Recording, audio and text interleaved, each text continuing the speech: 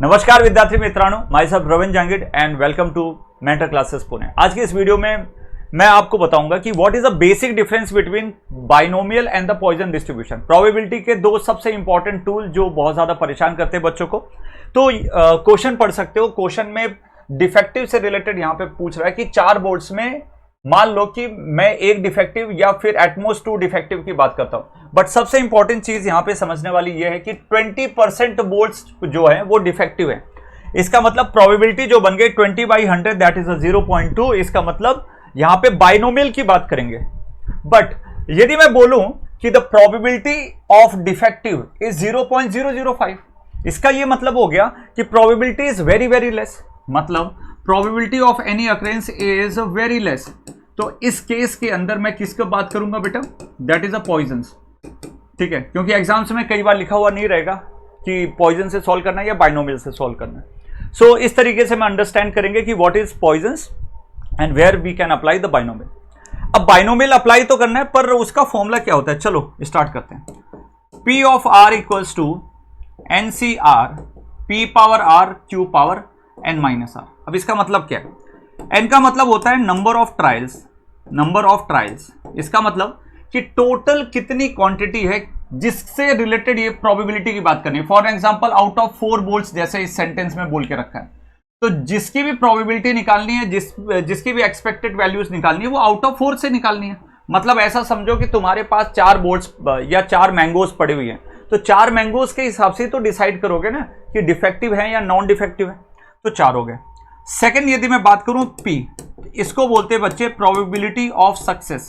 Success का ये मतलब जो क्वेश्चन जिसकी डिमांड करता है ना उसको सक्सेस बोलेंगे। जैसे ये डिमांड कर रहा है डिफेक्टिव की, अब डिफेक्टिव की प्रोबेबिलिटी पकड़ लो, तो डिफेक्टिव की प्रोबेबिलिटी है 20%। इसका मतलब ये हो गया 20/100 विच इज इक्वल टू 0.2।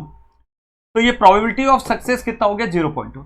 मतलब ये सेंटेंस पकड़ो, डिफेक्टिव बोला तो वो मेरी डिमांड, क्वेश्चन डिमांड क्या कर रहा है? डिफेक्टिव की डिमांड कर रहा है, वो प्रोबेबिलिटी ऑफ सक्सेस हो गया 0.2।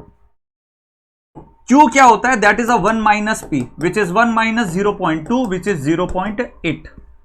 And what is R? R is the requirement. कितने डिफेक्टिव रिक्वायरमेंट है? 1 की रिक्वायरमेंट है, so R becomes 1। Simple apply करो। सो हियर 4C1, देखो 4C1 0.2 पावर 1 एंड 0.8 पावर कितना हो गया? 4 माइनस 1। यहां से भी कर सकते हो, 4 माइनस 1 दैट इज अ 3। तो व्हाट इज द आंसर बोलो? सो इसको कैलकुलेटर से आपको करना पड़ेगा। ओके, चलो कैलकुलेटर से चेक करते हैं। तो यहां पे आप देखो, तो कैलकुलेटर से आप भी शुरू करो। So that is a 4, shift दबा के डिवीजन वाला साइंस, then 1 multiplied 0.2 multiplied 0.8 power 3। So I am getting 0.4096. I hope it is clear to all. ठीक है, so that is the probability you are getting. Similarly, at most 2 defective बोल दिया। If it is asking for at most 2 defective, इसका मतलब ज्यादा से ज्यादा maximum to maximum कितने हो सकते हैं? 2। अब टोटल कितने बोल्ट्स हैं? तो पॉसिबिलिटी हो गई कि मान लो कि कोई भी बोल्ट, 4 बोल्ट्स खरीदे और इनमें से कोई भी बोल्ट डिफेक्टिव नहीं है। 4 खरीदे भाई, सबके सब बढ़िया निकल गए, तो कोई भी बोल्ट डिफेक्टिव नहीं है। तो इसको मैथ्स में कैसे लिखोगे? r equals to 0 plus probability r equals to 1 plus probability r equals to 2। ठीक है, तो ये 3 केसेस बनेंगे। सेम तरीके से सिचुएशन चलेगी, r की वैल्यू 0 पुट करके, है ना, उसके अकॉर्डिंगली यू कैन सॉल्व। चलो लेट्स स्टार्ट विद 1 बाय 1। तो मैं यहां से इसको शुरू करता हूं। ठीक है,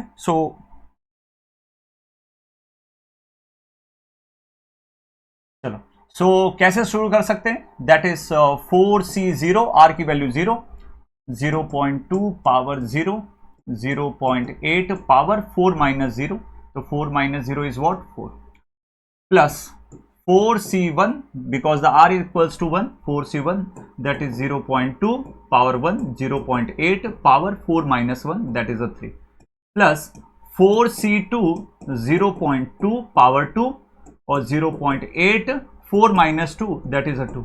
और इसको सॉल्व कर लेना, you will get your answer। Clear? तो कमेंट सेक्शन में बताना what is the answer that you are getting। Clear? Next, जब मैं बोलता हूं कि डिफेक्टिव बहुत मतलब डिफेक्टिव बोला बट उसकी प्रोबेबिलिटी इज वेरी लेस, मतलब 0.005 इज वेरी लेस, 5 मतलब थाउजेंड्स में 5, मतलब थाउजेंड्स आम या थाउजेंड्स मैंगोज तुमने परचेज किए, उनमें से केवल 5 मैंगोज ही क्या डिफेक्टिव निकले, तो इसका मतलब होता है ये। अब इसकी जबकि प्रोबेबिलिटी ऐसी थी कि कैसे बोला था 20%, इसका मतलब 100 मैंगोज खरीदे उसमें 20 मैंगोज क्या निकले डिफेक्टिव, तो इसकी पॉसिबिलिटी ज्यादा हो गई। यहां पे पॉसिबिलिटी बहुत कम है इसलिए पॉइजन्स लगाऊंगा। पर फॉर्मूला कितना होता है, सेम पी आर ऑफ, ठीक है, e power minus m, m power r divided by are factorial, ठीक है। सो एम जो होता है वो मीन या एवरेज होता है which is nothing but N into P. अब एन क्या है, चलो क्वेश्चन को पढ़ो। The probability of getting an item defective is 0.05। What is the probability that exactly 3 items is sample of 200 are defective.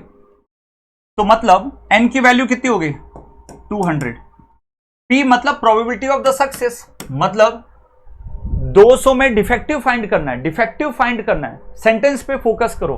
तो defective is the demand of the question, जो question की demand होगी वही प्रोबेबिलिटी ऑफ द सक्सेस होगी, जिसको मैं यहां पे लिख सकता हूं, क्वेश्चन इज सेइंग 0.05, लिख दो यहां पे 0.05, मल्टीप्लाई करो तो 1 आ जाएगा। क्लियर, नाउ सब कुछ रख दिया and then R is the requirement. Question की रिक्वायरमेंट क्या है सर, क्वेश्चन की रिक्वायरमेंट है 200 में से 3 का पता करना, सो आर बिकम्स 3।